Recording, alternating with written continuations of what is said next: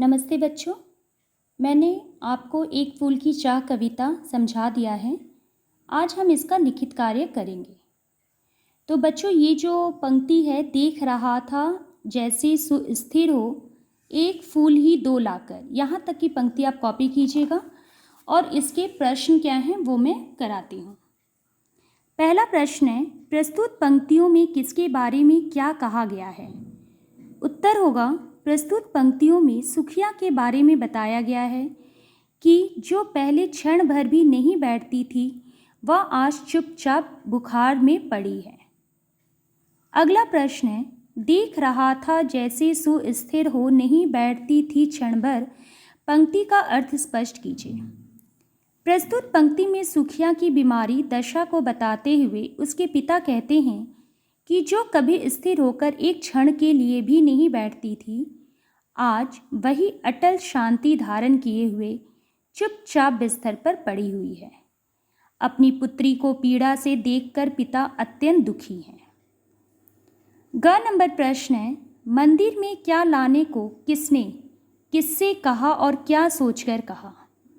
उत्तर होगा, मंदिर में जाने के लिए सुखिया ने अपने पिता से देवी माँ के प्रसाद का एक फूल लाकर देने को कहा।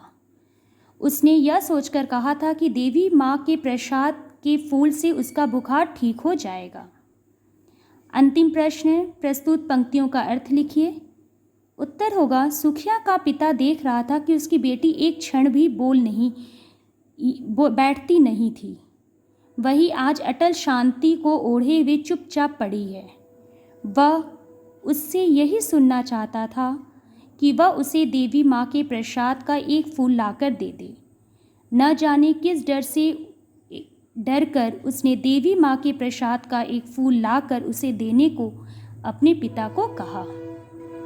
बच्चों, आप इसकी व्याख्या मैं PDF में दूंगी, पूरी व्याख्या आप अपनी हिंदी की नोटबुक में लिखिएगा, फिर ये पंक्तियों पे आधारित लिखिएगा।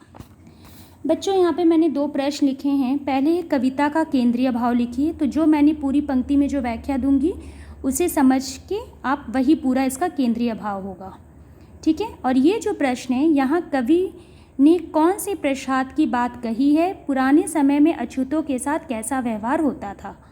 तो बच्चों, ये मैं समझा दे रही हूँ कौन से प्रसाद की बात कही है। तो एक फूल की चाह कविता में आप यही लिखोगे कि सुखिया बीमार थी, ठीक है।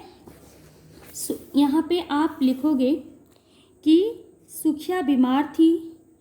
वह उसके मन में यह आशा थी कि अगर उसके पिता माता के मंदिर का एक फूल लाकर दे देंगे तो उसकी बीमारी ठीक हो जाएगी। वह फूल ही उसके लिए प्रसाद था।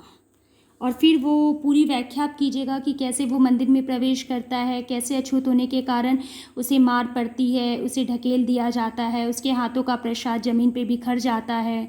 पिता अछूत होने के कारण अपनी बेटी के दुख को लेकर रोता है, उसके अंतिम दर्शन नहीं कर पाता। अंतिम दर्शन मतलब बेटी से मिल नहीं पाता। बेटी को प्रसाद रूप मिला हुआ फूल भी वह उसको जाकर नहीं दे पा रहा क्योंकि उसकी पिटाई की गई है। अब अछूतों के साथ कैसा व्यवहार होता था वो मैं आपको समझाती हूँ। पहले हिंदू धर्म में अछूतों की दशा बड़ी दयनीय थी। उनको समाज में बराबर का दर्जा नहीं दिया जाता था। मंदिर में प्रवेश की आज्ञा उनको नहीं थी। वैसे तो कोई अछूत मंदिर में जाता ही नहीं था। यदि कोई किसी प्रकार मंदिर में पकड़ा भी जाए तो उसकी पिटाई की जाती थी ताकि दोबारा वह हिम्मत न करे मंदिर में प्रवेश करने का। हमारे देश में छुआछूत जैसी कुप्रथाओं पर बहुत काम हुआ है। इस संबंध में कानून भी बनाया गया कि अछूत भी साफ स्वच्छ होकर सुंदर होकर मंदिर में प्रवेश कर सकते हैं। समाज की उन्नति तभी होगी जब सब मिलकर आगे बढ़ें और गिरे हुओं को उठाएं। हम सभी ईश्वर की संतान हैं। कोई छोटा बड़ा नहीं है, कोई छोटा बड़ा नहीं है, ठीक है।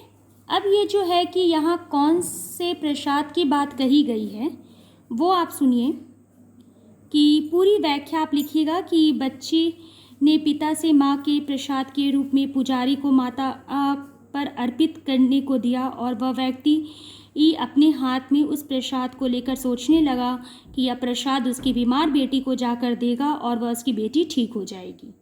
अभी वह मंदिर की गेट तक भी ना पहुंचा था, किसी परिचित ने उसे पहचान लिया और अछूत मंदिर में कैसे प्रवेश कर गया, चिल्लाने लगा। उसकी आवाज़ सुन बाकी व्यक्ति भी गुस्से में आ गए और उस अछूत को पकड़कर उसकी मार पिटाई करने लगे और वह जमीन पर गिर पड़ा।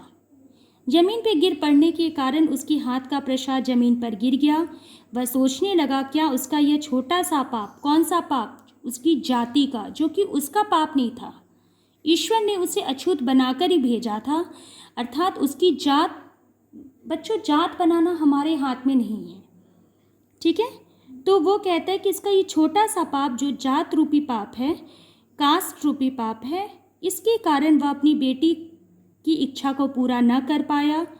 और वह दीन अवस्था, अपनी दुखी अवस्था से यह सोच रहा था कि हे बेटी, मैं तुझको माँ के प्रसाद का फूल भी लाकर न दे सका, मैं कैसा बाप हूँ। अर्थात उस समय एक बाप के दिल पर क्या बीती होगी, उस दशा का वर्णन यहाँ किया गया है। तो उम्मीद है बच्चों आपको ये पाठ क्लियर हो गया होगा। व्याख्या मैं आपको PDF में करके दे दूँगी। धन्यवाद। नए वीडियो में नए पाठ के साथ मिलते हैं।